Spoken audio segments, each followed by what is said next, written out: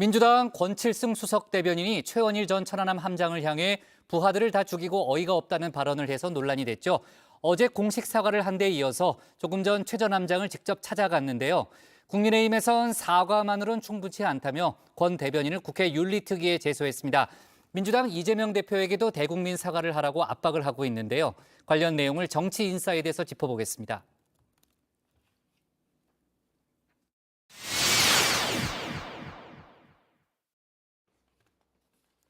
천안함 자폭설로 빚어진 이른바 이래경 사태의 여진, 그 후폭풍이 만만치가 않습니다. 이래경 이사장을 감싸려다 최원일 전 천안함장에게 실언을 했죠. 무슨 낯짝 발언으로 공분을 산 민주당 권칠승 수석 대변인. 어제 공개 사과에 이어 오늘은 최 전 함장을 직접 만났습니다.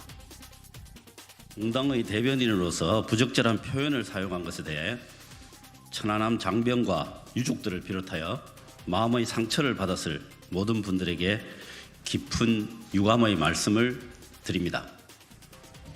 국민의힘은 사과만으로는 부족하다는 입장입니다. 대변인직에서 물러나는 게 맞다면서 권 대변인을 국회 윤리위에 제소했습니다. 천안함 함장 그리고 또 우리 천안함 용사들에 대해서 모욕적이고 명예훼손적인 발언을 했기 때문에 국회의원으로서의 품위를 심각하게 손상시켰다는 이유로 지금 저희들이 징계 요구서를 제출했습니다.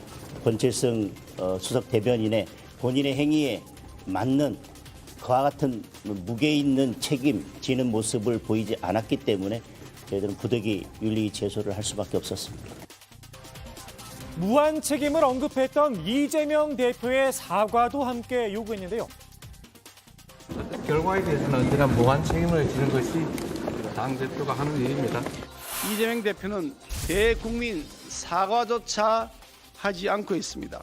망언을 쏟아낸 민주당 권칠승 수석 대변인에 대한 당직 박탈 및 징계 요구에 대하여도 여전히 침묵하고 있습니다.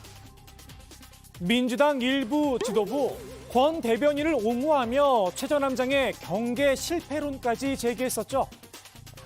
어찌됐건 그 군인이라면 이 경계에 실패하거나 여러 가지 이 침략을 당한 것도 어찌됐건 그 부분에 대한 책임감도 결국 있습니다.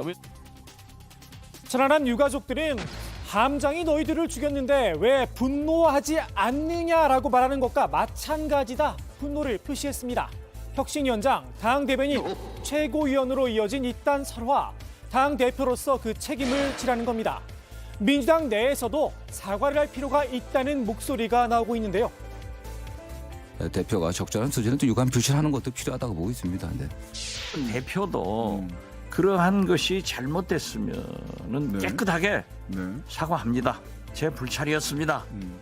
정치는 간단하게 끊어나가면 되는 거예요. 다만 이 대표는 사과할 생각이 없는 듯합니다. 추가적인 유감 표명이나 사과 필요하다는 지적도 계속 있는데요.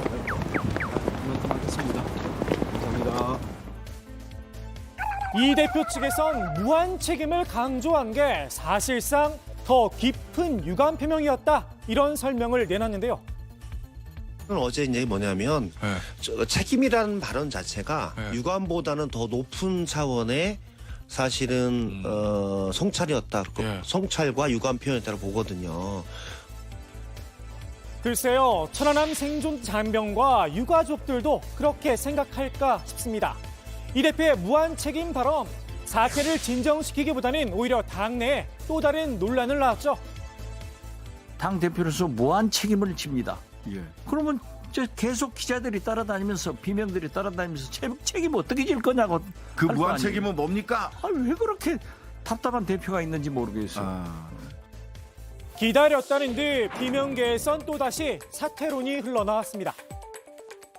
그 대표로서 결과 책임을 무한정친다 했듯이 저는 무한정 책임을 져야 될 것이고 그 방도로서 당대표직 사퇴밖에 없다. 이 대표가 자신의 강성 지지자인 이래경 이사장을 앞세워서 반대파를 쫓아내려고 했다는 겁니다.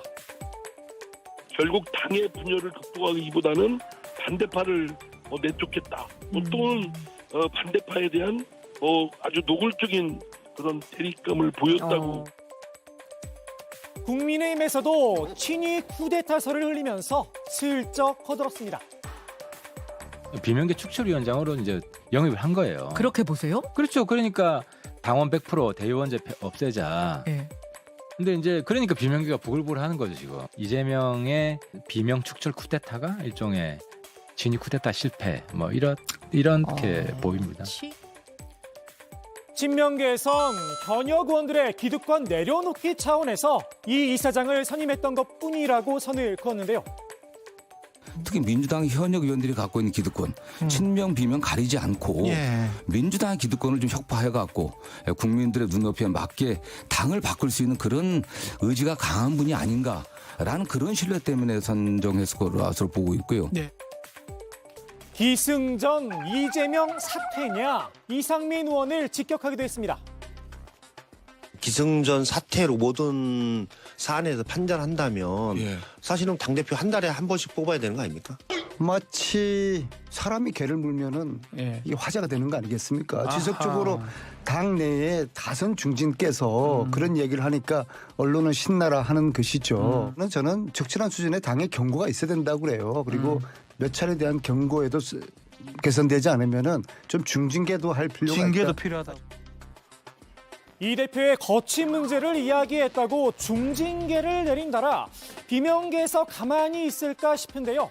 안민석 의원, 그러면서 한편으론 심리적 분당 상태를 걱정했죠. 아이러니하게도 이상민 의원도 같은 고민을 했습니다. 심리적 분당 상태.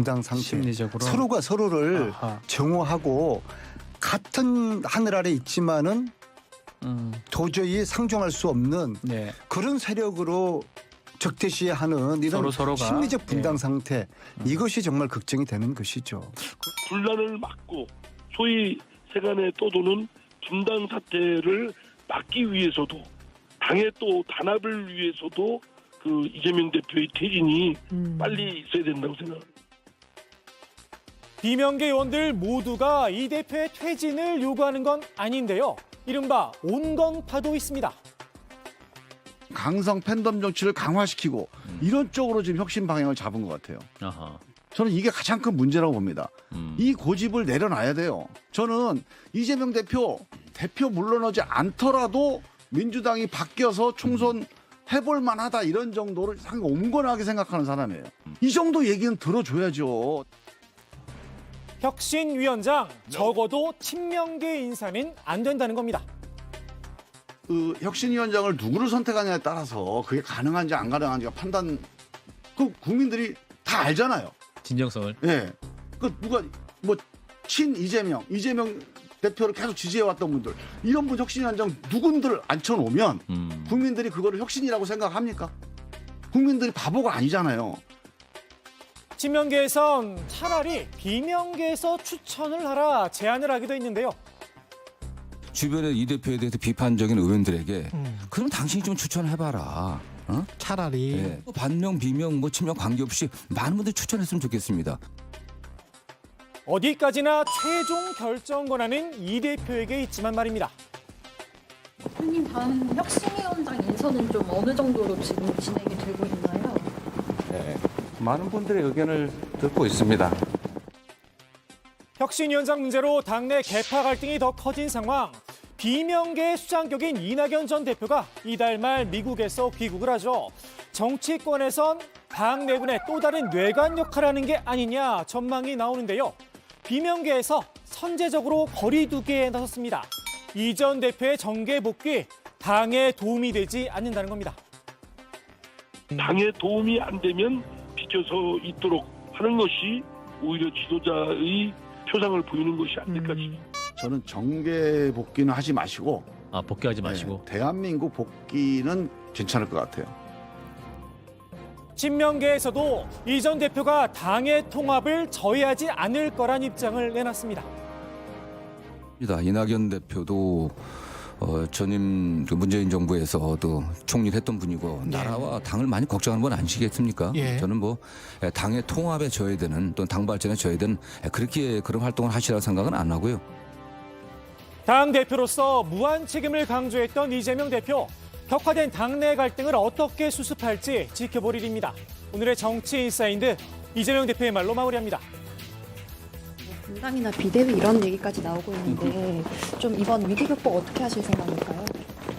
네, 더 훌륭한 이제 인재를 발굴하고 또 많은 분들의 의견을 들어서 더 나은 혁신을 해 나가는 게 문제 해결의 방법이겠지요.